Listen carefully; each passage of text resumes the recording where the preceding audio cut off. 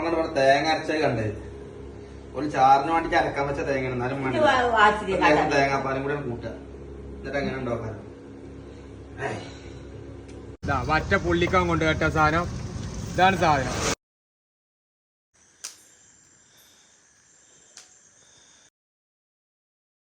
അധികമൊന്നുമില്ല, 200 പേരിൻ്റെ അതിൽ വെള്ളവറ്റ നമ്മളൊന്ന് പൊള്ളിക്കാൻ പോവുകയാണ്.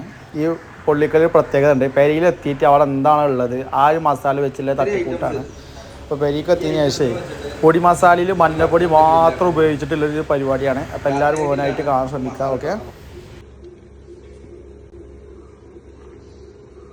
കുറച്ച് എരി ഉണ്ടായിക്കോട്ടെ. അതിനെ പച്ചവളം കുറച്ച് അധികം കിട്ടുന്നു. വെളുത്തുള്ളി, ഇഞ്ചി. ആൾക്കാർക്ക് ഒന്നിന് പേരറിയാക്കണ്ടേ.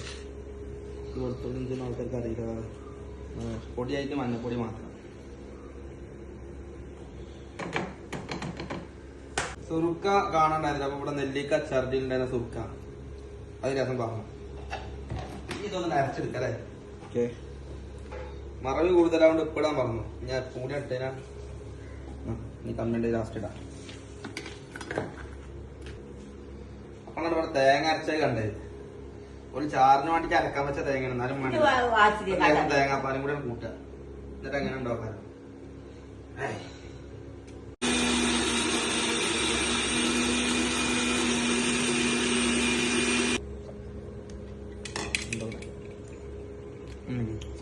ചമ്മന്തിയായിട്ട് ഉപയോഗിച്ച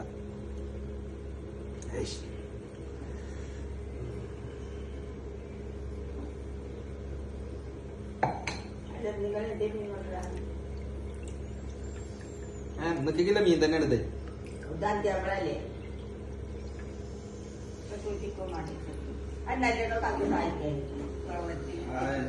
മീൻ കടു പൊളിച്ചണ്ടായിരുന്നു അല്ലേ?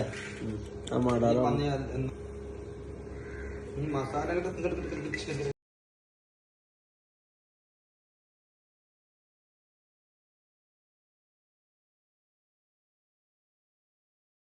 രാവിലെ ഒരു 10 മണിക്ക് നമ്മൾ മസാലയൊക്കെ സെറ്റാക്കി വെച്ചതാണ്. പക്ഷെ പൊള്ളിക്കാനുള്ളൊരു ഗ്യാപ്പ്, ഒരു സമയം മുഴുവൻ കിട്ടിയത് രാത്രിക്കത്തെ ടർഫ് കളിയും കഴിഞ്ഞ് വന്ന് രാത്രി 11 മണി 11:30 കഴിക്കും.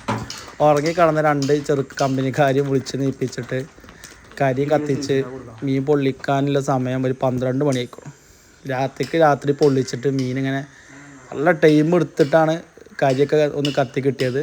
നമ്മൾ പൊള്ളിച്ച് കഴിക്കുന്നുണ്ട്. അപ്പോൾ ഈ ഒരു മസാല എല്ലാവരും ട്രൈ ചെയ്യുക, എന്നിട്ട് അഭിപ്രായം പറയാം. ഓക്കെ,